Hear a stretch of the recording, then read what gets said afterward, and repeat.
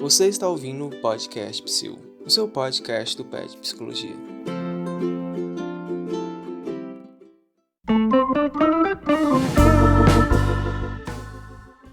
Olá pessoas, meu nome é Edmilson e eu adoro a pesquisa.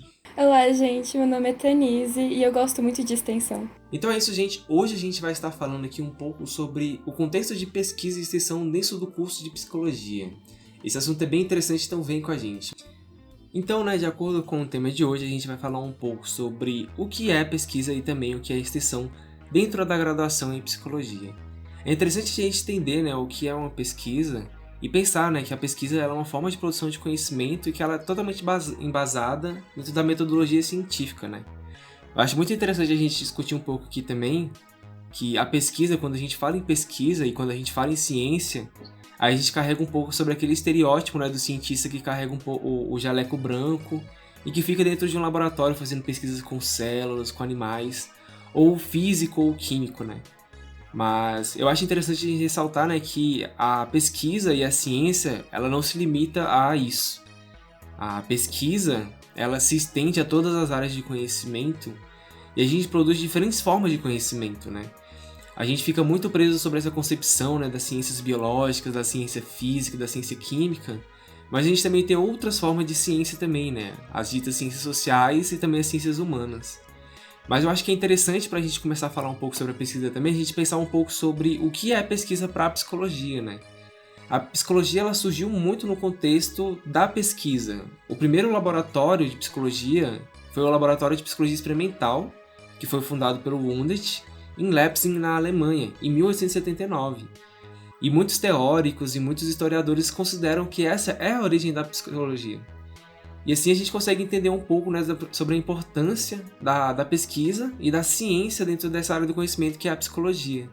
Mas ela também não se limita somente a isso, A psicologia ela tem uma origem totalmente filosófica e que traz muito desse contexto da pesquisa das ciências sociais e também das ciências humanas para a nossa profissão e para a nossa área de atuação. Mas eu não sei. O que é pesquisa para você, Tanise? Acho que depois de 5 anos de graduação, essa pergunta me parece muito óbvia, mas ela realmente não é. Eu acho que a pesquisa ela também é uma forma não só de produzir conhecimento, mas de conhecer o mundo, E também de testar teorias, procurar brechas, criar hipóteses, responder algumas perguntas e também criar novos questionamentos e dúvidas.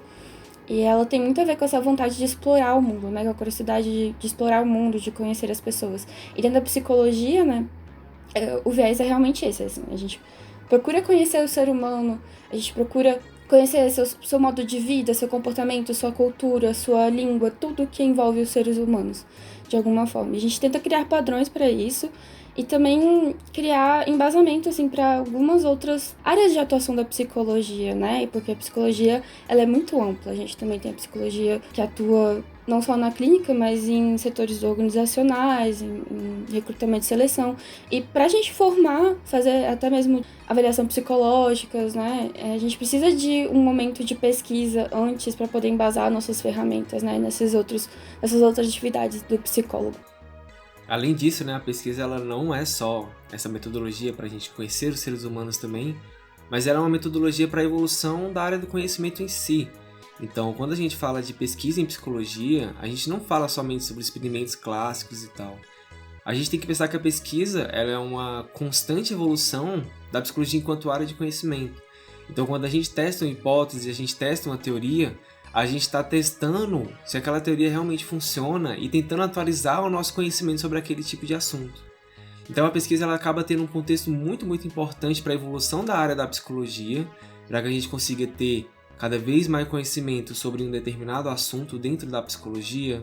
Como a Tanise falou, a gente tem muitos temas que a gente pode trabalhar e a pesquisa ela acaba realmente sendo uma coisa muito fundamental. Sim, inclusive, quando você falou, sobre essa forma de evoluir que a gente tem dentro da própria pesquisa, que a gente vai atualizando nossas teorias e nossas pesquisas, isso é realmente muito óbvio, principalmente hoje em dia, Porque a psicologia como ciência, ela já serviu para embasar, usando justamente a pesquisa, muitas teorias que foram... que embasaram, por exemplo, o racismo, até mesmo a eugenia, do nazismo. Então, A gente tem que sempre ter esse cuidado com as pesquisas a gente sempre olhar elas, assim, sabendo que elas têm um viés, né, ideológico e de postura das pessoas que estão fazendo pesquisa também. Então, assim como a sociedade vai se atualizando, né, e revendo seus preconceitos, a pesquisa também, dentro da ciência, né, dentro da universidade, também vai se revendo e também vai se atualizando.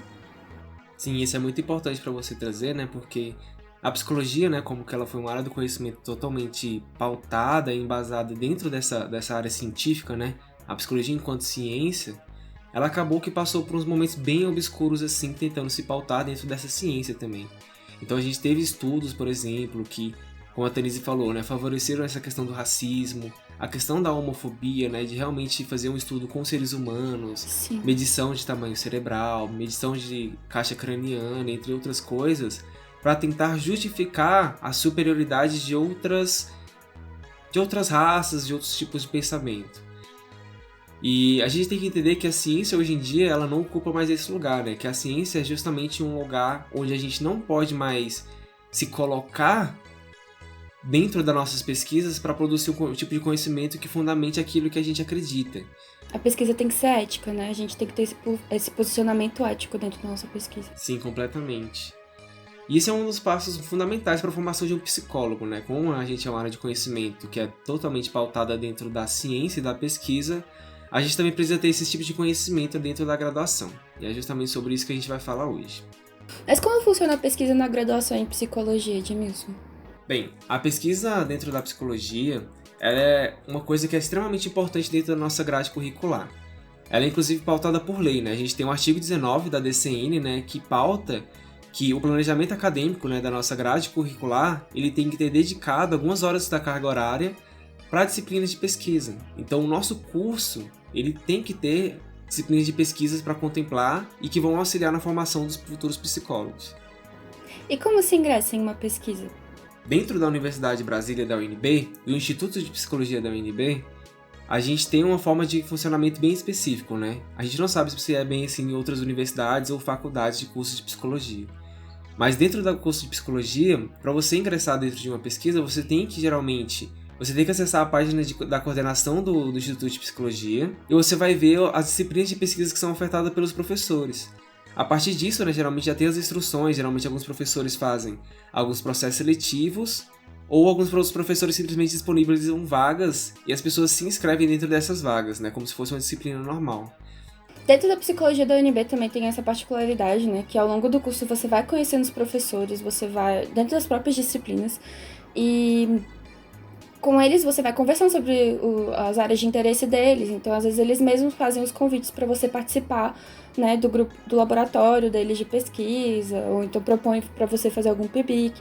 Então, o ideal, assim, também é você criar uma rede de contatos, assim, dentro das disciplinas mesmo, sabe? Ir conhecendo seus professores, cada novo semestre, sempre pesquisando eles, assim, tipo, olhando os lattes deles, vendo o que eles pesquisam, porque assim você vai conseguindo também se aproximar de professores que são mais próximos da sua área de interesse. Sim. Além dessas pesquisas que são como disciplinas, né, que estão dentro da nossa grade curricular, a gente também tem uns estágios em pesquisa, né, que a gente chama de estágio bacharel, que são muito parecidos, mas é que eles envolvem um contexto mais prático, né, e também eles envolvem uma carga horária superior. Então você tem a possibilidade de fazer as pesquisas, que são as disciplinas, e também fazer os estágios em pesquisas, onde você vai entrar dentro de um projeto de pesquisa do professor, dentro de um departamento, e você vai auxiliar ele de N formas diferentes para fazer aquela pesquisa. A ideia, né, é que você consiga estar inserido dentro de um contexto de uma pesquisa, ou seja, dentro dos projetos de pesquisa dos professores e dos departamentos, ingressar dentro de um laboratório e entender dentro do projeto como que funciona todo um processo de pesquisa. Então, de uma revisão de literatura sobre aquele tema específico que você está pesquisando, como que funciona uma coleta de dados, no caso de uma pesquisa que tem esse tipo de coleta, né? Como que funciona a análise dos dados, e também como funciona também o processo de publicação de um artigo científico, ou até mesmo de escrita, né, de um capítulo de livro ou coisa do tipo. E assim, dentro do Instituto de Psicologia, a gente tem N possibilidades de pesquisas que a gente pode ingressar. A Tanise falou, né, de criar essas redes de contato dentro do curso de Psicologia, mas é interessante também você pensar que dentro do Instituto a gente tem a divisão dos departamentos, e dentro desses departamentos a gente tem o funcionamento de certos laboratórios. Cada um desses laboratórios trabalham temas específicos, né? E você pode buscar a partir do departamento e também desses laboratórios professores que estão associados e também temas que te interessam. A gente tem atualmente 4 departamentos principais, né? Que são o Departamento de Psicologia Clínica, que é o PCL. Temos o Departamento de Psicologia Social e do Trabalho, que é o PST.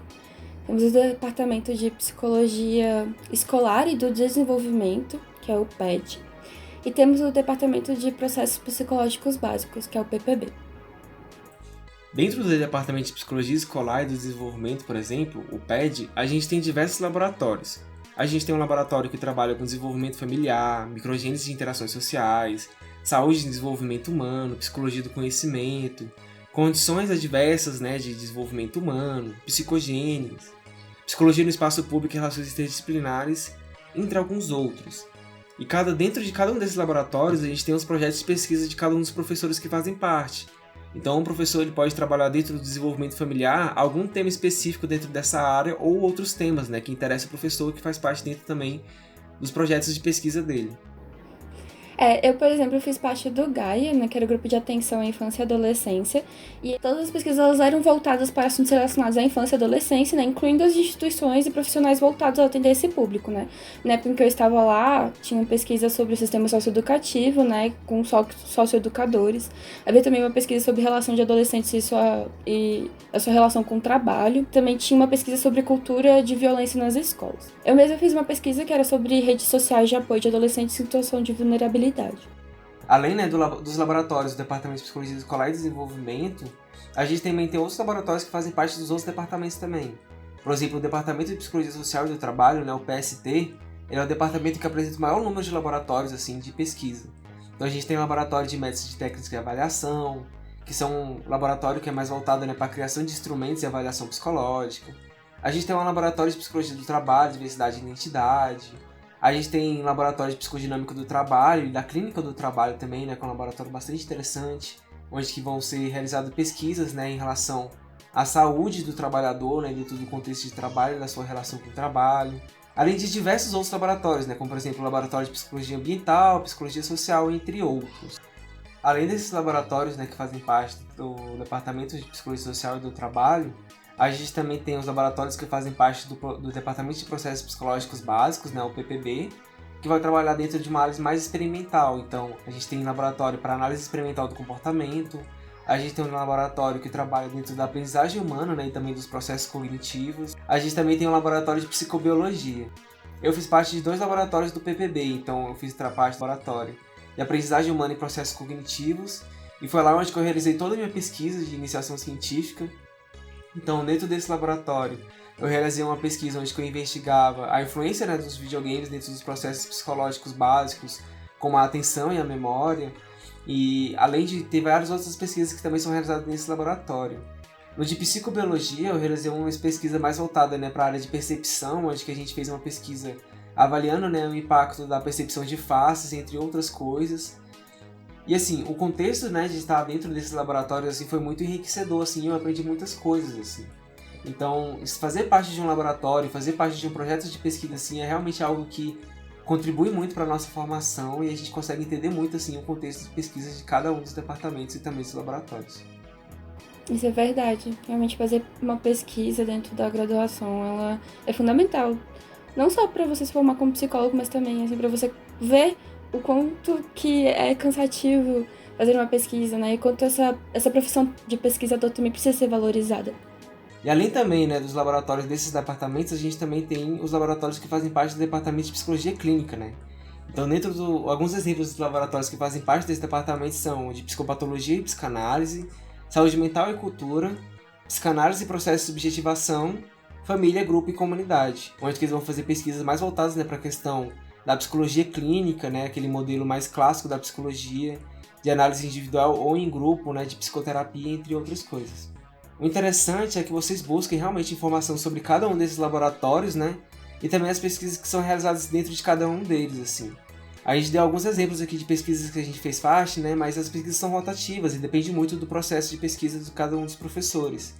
Então, é interessante vocês acessarem, né, a página da coordenação da graduação de psicologia no Facebook que lá eles atualizam todo semestre as pesquisas que têm vagas e as pesquisas vigentes que você pode participar.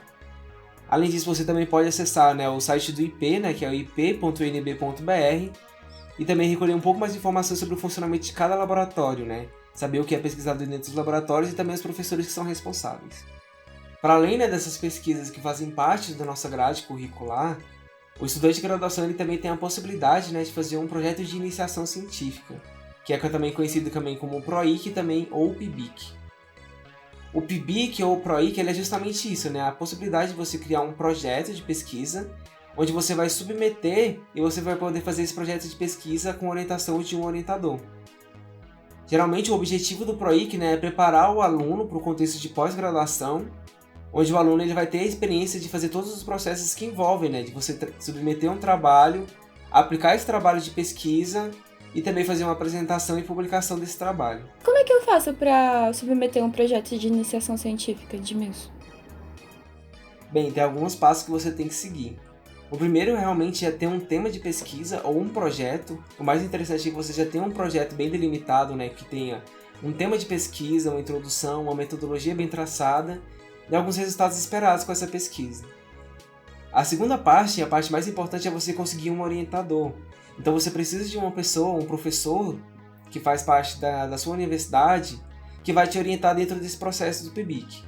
Então, geralmente, uma dica que eu dou para você conseguir um orientador, né, para te orientar, é você realmente fazer um processo de garimpar dentro do seu departamento, instituto ou faculdade.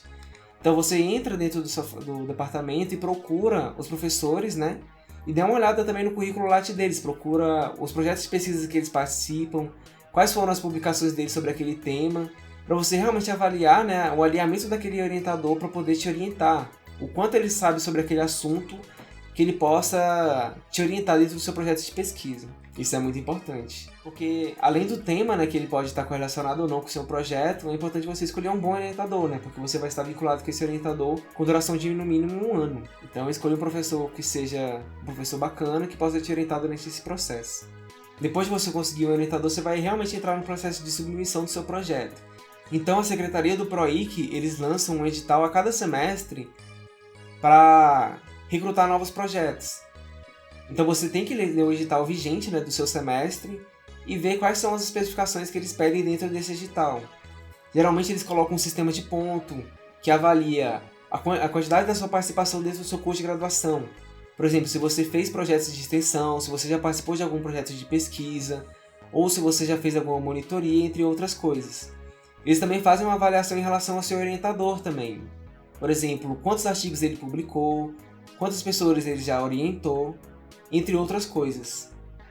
A soma desses pontos vai ser o que vai se decidir, né, se o projeto seu e do seu orientador vai passar e vai ser aceito para a Secretaria do PROIC. Existe a possibilidade do seu projeto ser aceito e você ganhar uma bolsa, que pode ser dada pelo CNPq, e também existe a possibilidade dessa bolsa também ser patrocinada pela FAPDF, que é a Fundação de Apoio de Pesquisa do Distrito Federal. Existe também a possibilidade do seu projeto ser aceito, porém você vir como um voluntário, ou seja, você não vai ganhar a bolsa. Para os alunos que forem contemplados com a bolsa, eles ganham um valor de R$ 400 mensais durante 12 meses, que é o período de duração do seu projeto. Então, durante 12 meses, você deve fazer todas as funções que estão descritas no seu plano de trabalho, que é o plano de trabalho que você submete, explicando como que vai ser todo o processo da sua pesquisa. No final do período do seu projeto, geralmente você tem que entregar um relatório, que tem o formato de um artigo. Geralmente ele tem por volta de 12 páginas, que vai ser usado para o pessoal da Secretaria do PROIC poder avaliar a sua pesquisa. Além disso, você vai submeter um resumo que deve ser apresentado dentro da semana universitária de cada ano. E a ideia do projeto de iniciação científica é realmente preparar os alunos de graduação para uma pós-graduação. Então, fazendo isso, você passa por todos os processos que compõem uma pesquisa e você realmente se desenvolve competências que vão ser usadas caso você queira seguir dentro de um mestrado ou de um doutorado, né? Sim. O PROIC, ou PIBIC, né, como a gente costumava falar antes, ele é muito importante, não só para o nosso currículo, né, mas também porque ele conta pontos, né, se você for fazer algum processo seletivo de mestrado dentro da UNB. E eles também são importantes, né, porque você pode publicar um artigo científico e ele pode sair em uma revista muito boa, né, e isso também conta pontos para o mestrado e até mesmo para seleções no exterior. de bolsas diversas. Essa publicação, ela conta também pontos, até mesmo se você for fazer algum intercâmbio, dependendo do tipo de intercâmbio que você escolher fazer. E assim, né, para um estudante de graduação ter um artigo publicado e ter um projeto de iniciação científica feito, assim, é uma coisa que realmente colabora muito para a formação profissional, assim, também, e para a carreira daquele estudante, né, que o projeto de iniciação científica, embora você seja orientado por um professor, geralmente ele envolve muito um processo de autonomia mesmo do estudante de estar à frente de uma pesquisa. E também é uma grande oportunidade de você realmente pesquisar aquilo que você realmente tem interesse, né? Porque dentro das pesquisas, disciplina de pesquisa ou dos estágios que a gente já falou aqui, você acaba tendo uma limitação que é, você tem que se enquadrar dentro de um projeto de pesquisa do professor, não um projeto de pesquisa seu. Então no PROIC, no PIBIC, você tem a possibilidade, né, de ter uma investigação de um assunto que te interessa, que realmente te mova. Isso é muito importante, assim, não só para a qualidade do seu trabalho, né, mas também para a satisfação de você estar fazendo aquilo, né. Tem muita gente que não se sente satisfeito fazendo pesquisa, né, que não consegue se reconhecer dentro da área, justamente assim por causa que não tem a oportunidade de pesquisar aquilo que realmente move a pessoa, que realmente interessa, né, qual é aquele tema que realmente faz com que você se interesse sobre aquele assunto. Eu, por exemplo, fiz o meu PIBIC avaliando essa questão dos videogames e para mim foi muito, muito gratificante, assim, eu tive a oportunidade de aprender muito e também aprender com um tema que eu gosto e que me interessa muito, assim. Então o PIBIC é uma coisa que realmente vale muito a pena, assim, por todos esses assuntos que a gente falou aqui, talvez até mais, assim, dependendo de você.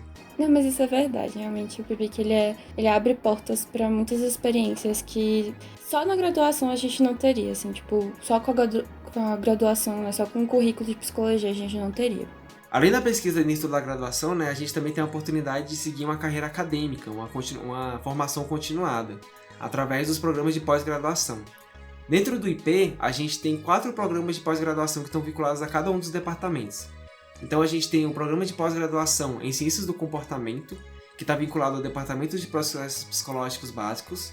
A gente tem um programa de pós-graduação em Processos de Desenvolvimento Humano e Saúde, que é vinculado ao Departamento de Psicologia Escolar e do Desenvolvimento. A gente também tem um programa de pós-graduação em Psicologia Clínica e Cultura, que está relacionado ao Departamento de Psicologia Clínica. E por fim, a gente tem um programa de pós-graduação em Psicologia Social do Trabalho e das Organizações, que está vinculado ao Departamento de Psicologia Social e do Trabalho. Cada um desses programas, ele geralmente tem um processo seletivo próprio. Então, caso você se interesse por algum desses temas e de algum desses departamentos, você deve procurar o site do departamento e ver os processos seletivos de cada um deles. Lembrando que para fazer o processo seletivo desses departamentos, você não precisa necessariamente ser formado em psicologia. Muitos departamentos eles aceitam qualquer formação de nível superior. E também é muito importante também que você procure informações já com professores do departamento. Então, já procurar entrar em contato com alguns professores, ver qual é a possibilidade de orientação que você tem dentro do departamento. Que isso é muito importante e vai ser muito decisivo assim no seu mestrado ou no seu doutorado. É legal porque, por exemplo, quando eu participei de um laboratório de pesquisa, né, tinha muitos estudantes que não estavam necessariamente fazendo pesquisa e não estavam vinculados à UNB. Eles estavam estudando para entrar dentro do mestrado, né? Então, eles já sabiam que iam ser orientandos daquela professora, né, que estava orientando ali naquele grupo, e então eles já estavam ali, tipo, já entrando no ritmo, né, de estudos dentro do próprio laboratório de pesquisa. Então, é interessante também saber que mesmo que você não esteja vinculado à universidade, você pode sim fazer parte de algum grupo de estudos, né, algum grupo de pesquisa e se planejar, né, para fazer o seu mestrado ou o seu doutorado dentro daquela instituição. Ok, gente. Agora a gente vai para minha parte favorita, que são as extensões da Universidade de Brasília. As extensões elas estão previstas por lei, né, na lei número 10.172/2001, que é do Plano Nacional de Educação, e ela consta com os seguintes objetivos: viabilizar a função social da universidade, favorecer a concretização da prática universitária, garantir a articulação entre ensino, pesquisa e extensão e estabelecer um compromisso com o desenvolvimento do país e com a busca de soluções democráticas para os problemas nacionais.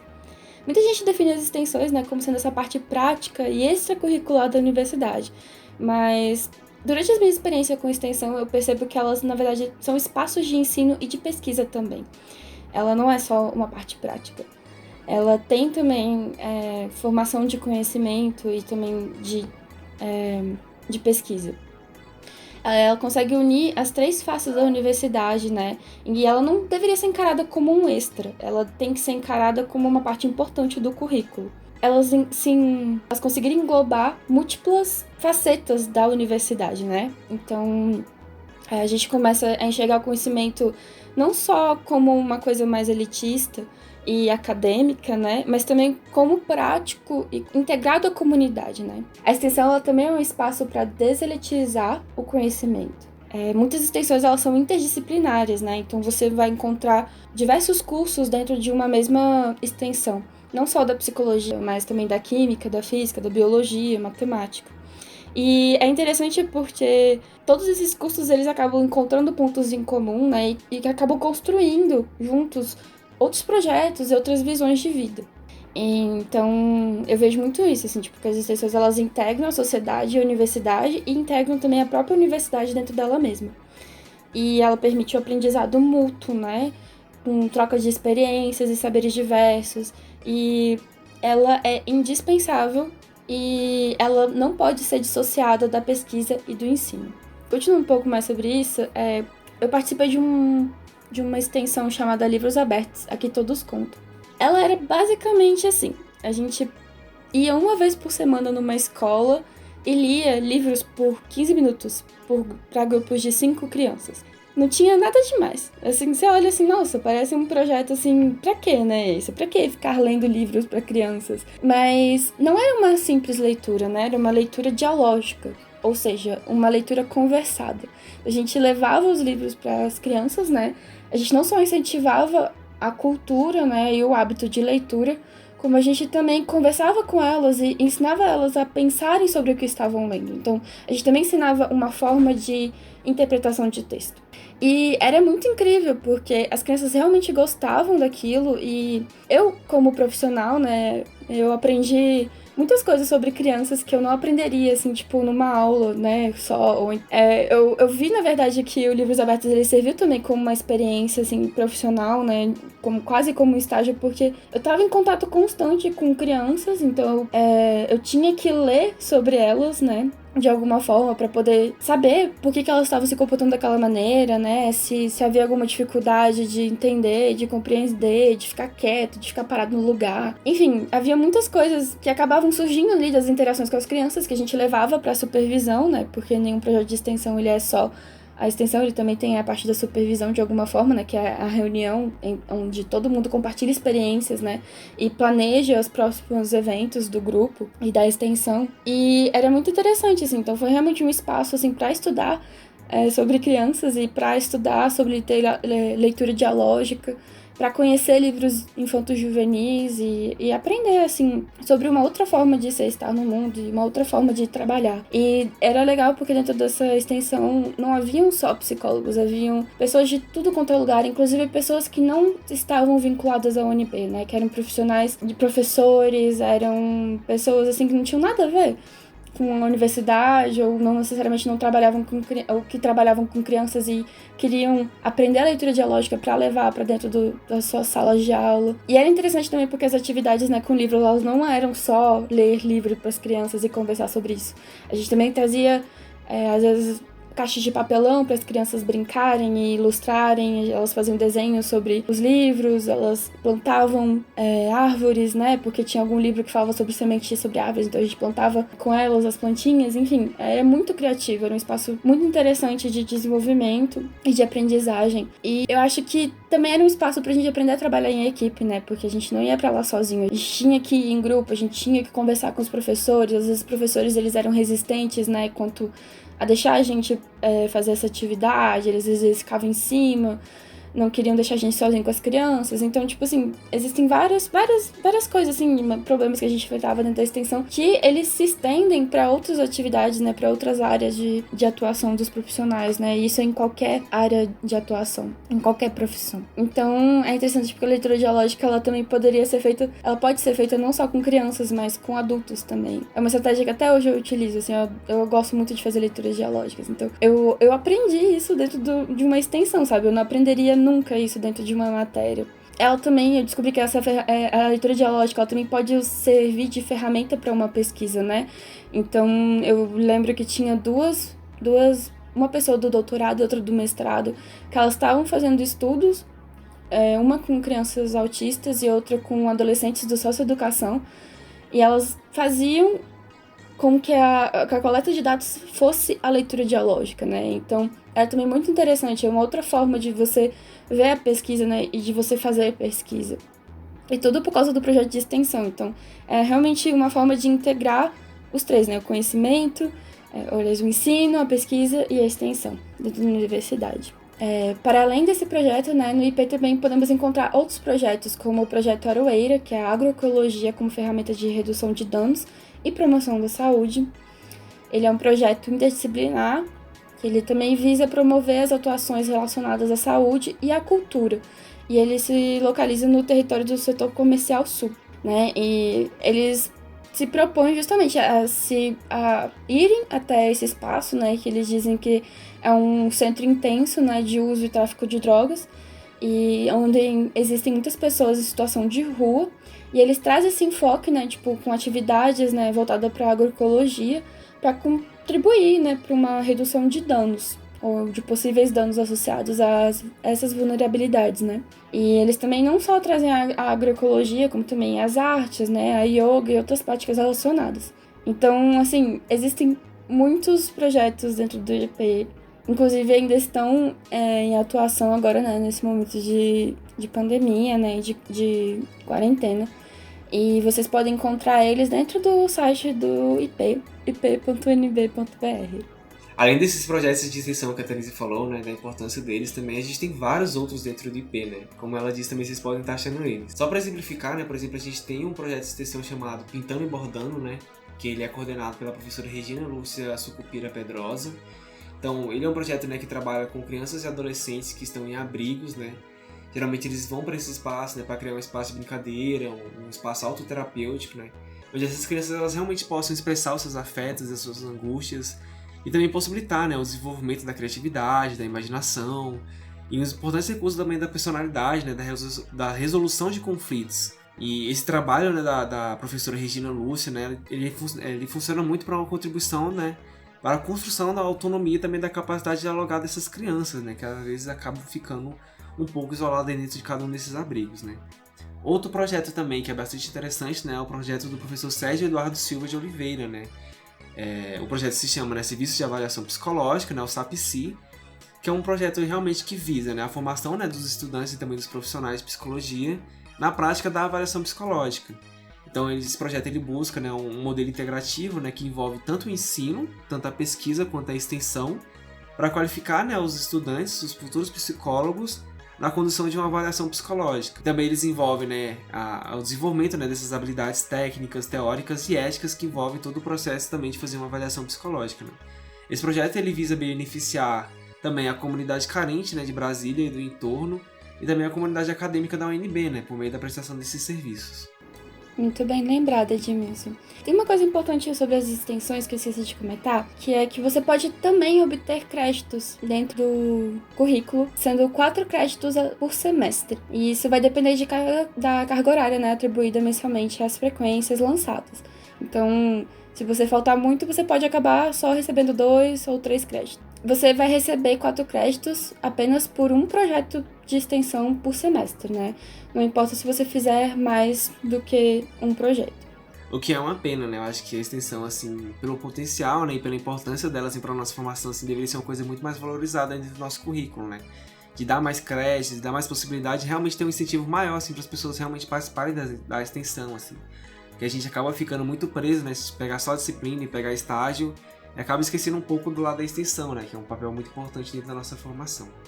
E é muito interessante a gente pensar nessa extensão também, né, como um espaço, né, de você construir esse diálogo, né, entre a comunidade e também entre a academia, que a Tanise já falou, mas também pensar, né, que esse é um espaço, né, de desenvolvimento de cidadania, né, entre os profissionais, os futuros psicólogos e também as futuras pessoas que estão se formando agora, e também criar um sentido de responsabilidade social, né, de compromisso social, de que entender, né, que a nossa profissão, ela é pensada para servir a sociedade e que ocupando esses espaços de extensão, né, de você realmente ir na comunidade e adquirir conhecimento e também transmitir conhecimento, assim, é realmente um momento para você refletir, né, um pouco sobre o seu papel dentro da sua sociedade, assim, e o porquê que você está exercendo aquela profissão, né? Qual é o potencial daquela profissão, onde ela pode chegar e como a gente pode contribuir para construir uma sociedade melhor. Com certeza, eu concordo com você, James. Acho que as extensões elas deveriam ser mais valorizadas, né? Como eu disse no começo, a extensão é sempre tida como um extra, mas na verdade ela deveria ser um dos principais partes do currículo, né? Ela deveria ser vista e para você participar de uma extensão, você precisa combinar diretamente com o coordenador de cada projeto. Geralmente eles fazem a seleção de novos extensionistas, né? No início de cada semestre, dependendo da demanda. E não existe nenhuma limitação técnica para a gente começar a participar de um projeto de extensão, né? Como eu disse, até mesmo gente de fora da UNB pode participar, né? Sem vínculo nenhum. Mas ainda assim é importante você conversar com o coordenador da extensão que mais te interessa e procurar ficar atento às datas de seleção. Tem uma outra questão também, que você pode ser bolsista, PIBEX, ou extensionista voluntário, né? Tem essas duas possibilidades. Você pode ser tanto voluntário quanto receber bolsa. E ela é uma bolsa de R$400 por mês. E geralmente ela fica durante o tempo que você estiver dentro da extensão. E para você participar disso, você precisa também participar de um processo seletivo, né? E vai ser orientado pelo próprio coordenador do projeto. E sobre isso é importante ressaltar também, né, que as bolsas, tanto da extensão quanto do PROIC, ou as bolsas do PET também, né, caso você se interesse pelo PET, assim, não são cumulativas. Então, se você já está fazendo o PIBIC como bolsista, você não pode entrar na extensão e acumular a bolsa da extensão. Ou você não pode entrar no PET e acumular a bolsa do PET com a do PIBIC, ou com a extensão, por exemplo, né. O que é uma pena, assim, também, né, porque as bolsas, elas são realmente um valor simbólico, assim, pra gente, assim. E a gente deveria realmente ter um maior incentivo, assim, em relação a essas bolsas, assim, ou pelo menos ter a possibilidade de acumular, né? Já que você está fazendo parte do projeto, você está desempenhando o papel daquele projeto e você realmente merece um incentivo, né, da bolsa para você conseguir seguir com as suas funções e fazer parte dos projetos e ter esse incentivo realmente de participação. As bolsas elas têm um valor que não muda há muitos anos, né? Elas não são ajustadas há muito tempo, então realmente quando elas foram criadas elas tinham um valor que era justo, mas atualmente elas não suprem mais essa necessidade, né, que os alunos têm. Então é isso, gente. Espero que com esse programa vocês tenham conhecido um pouco melhor, né, sobre o que é a pesquisa e extensão dentro do curso de graduação em psicologia. Qualquer dúvida vocês podem deixar nos comentários e conversar com a gente mesmo, né? Vocês também podem estar conversando com o pessoal da coordenação do grupo de psicologia através da página, né, do Facebook, que geralmente eles respondem por lá. Então é isso, galera. Muito obrigada. Siga a gente nas redes sociais, mande e-mail pra gente, mande feedbacks. Comentem, deixem comentários, né, curtidas. E compartilhem nosso podcast com outras pessoas. Vocês também podem estar enviando pra gente sugestões de temas futuros e também convidados que a gente pode chamar pra conversar aqui. É isso, gente. Muito obrigado. Tchau!